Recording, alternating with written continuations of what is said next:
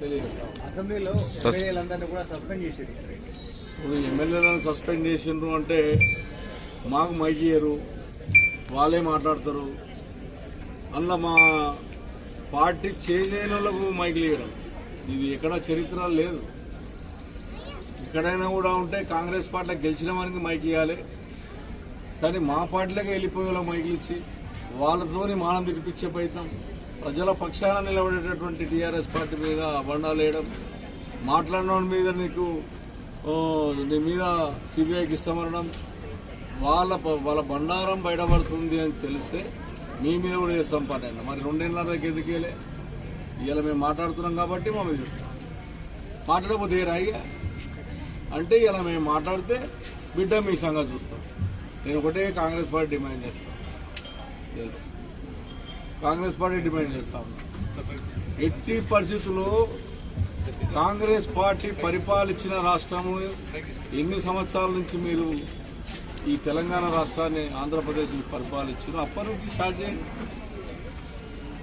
ఈ మాట్లాడితే 10 ఏళ్ళు మాట్లాడుతున్న వారు గతంలో మీరు దోసుకొతినే తిండి, మీరు అమ్ముకున్న స్థానం ల్యాండ్లు. ఈ కాంగ్రెస్ పార్టీ అప్పటి వాళ్ళు ఇప్పుడు ఉన్నారు మీ అసెంబ్లీలో, అది చేత కాదు. 10 ఏళ్ళ నుంచి అవినీతి అయిందంట. నీ అవినీతి అయితే నీ దగ్గరనే 2.5 సంవత్సరాలు మీ దగ్గర ప్రభుత్వం వచ్చింది. గతంలో ఉన్నటువంటి కాంగ్రెస్ పరిపాలించినప్పటి నుంచి కూడా తీయండి, అప్పటి నుంచి కూడా తీయండి. నేను ఒకటే డిమాండ్ చేస్తా ఉన్నాను, 119 మంది ఎమ్మెల్యేల మీద విచారణ జరిపించమనండి. నేను డిమాండ్ చేస్తా ఉన్నాను, 119 మంది గతంలో కానీ ఇప్పుడు కానీ 119 మంది ఎమ్మెల్యేల మీద డిమాండ్ చేస్తా ఉన్నాను. నువ్వు సిబిఐకి ఇస్తావా, హౌస్ కమిటీ ఇస్తావా, అందరి మీద ఆస్తుల మీద విచారణ జరిపించవలసిందే. నీతి నిజాయితీ నిరూపించుకోవాలనుకున్నప్పుడు ఖచ్చితంగా అందరి మీద విచారణ జరిపించండి. మాట్లాడినోని మీద విచారణ జరిపిస్తామని కాదు. మొన్ననే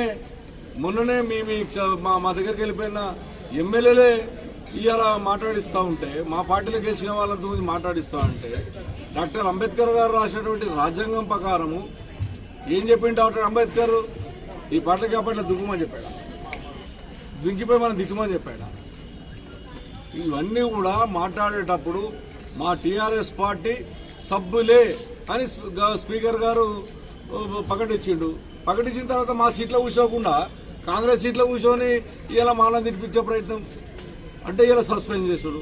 ఇప్పుడు నేను చూసిన కదా, నేను గంట సేపు బయటకు వచ్చిన, ఇక్కడ మహిళలు ఇబ్బంది పడుతున్నారు, లేట్ అయిపోయిందని బయటకు వచ్చిన, మహిళలకు 11 గంటల 12 గంటలకు ఉంటే వచ్చే లోపల నేను బయటకు వచ్చిన, నా సస్పెండ్ చేశారు. అంటే లోపల ఎవడున్నాడు ఎమ్మెల్యే ఏం లేదు, రాత్రి రాయాలి, సస్పెండ్ చేయాలి, ఫోన్ రానాలి, ఇక మాట్లాడుకోవాలి, వాళ్ళు బీజేపీ వాళ్ళు అందరూ మాట్లాడుకోవాలి, సపోర్ట్ కొట్టుకోవాలి, పాస్ చేసుకోవాలి, పోవాలి. ఇగో ఇది జరుగుతుంది. మేము 4000 పింఛన్ అడిగాం, దాని గురించి మాట లేదు. డబుల్ బెడ్రూమ్ ఇస్తామన్నారు, దాని గురించి మాట లేదు. 2500 రూపాయలు మహిళలకు ఇస్తామన్నారు, దాని గురించి మాట లేదు. కళ్యాణ లక్ష్మి బంగారం ఇస్తామన్నారు, దాని గురించి మాట లేదు. అంటే మీరు అడిగితే మీ మీద కేసులు పెడతాం, మీ మీద సిబిఐకి ఇస్తాం. అసలు మీ మీద పెట్టాలా కేసులు? ఇవ్వాలా? మహిళలను మోసం చేసినందుకు, మహిళలకు 4000 రూపాయలు 2500 ఇస్తానందుకు, తాత మా అవ్వకు 4000 రూపాయల పింఛన్ ఇస్తానందుకు, చిన్నపిల్ల సూడీలు ఇస్తానందుకు, తులం బంగారం ఇస్తానందుకు, డబుల్ బెడ్రూమ్ ఇస్తానందుకు మీ మీద కేసులు పెట్టాలి, మీ మీద కేసులు పెట్టాలి. మీ సిబిఐకి ఇవ్వాలి, మీ మీద హౌస్ కమిటీ వేయాలి తప్ప మాట్లాడిన వాళ్ళ మీద అందరి మీద హౌస్ కమిటీ వేయాలి, సస్పెండ్ చేయాలి, మేము సపోర్ట్ కొట్టుకోవాలి. అలాగే మైకి మంటియాడు స్పీకర్ గారు.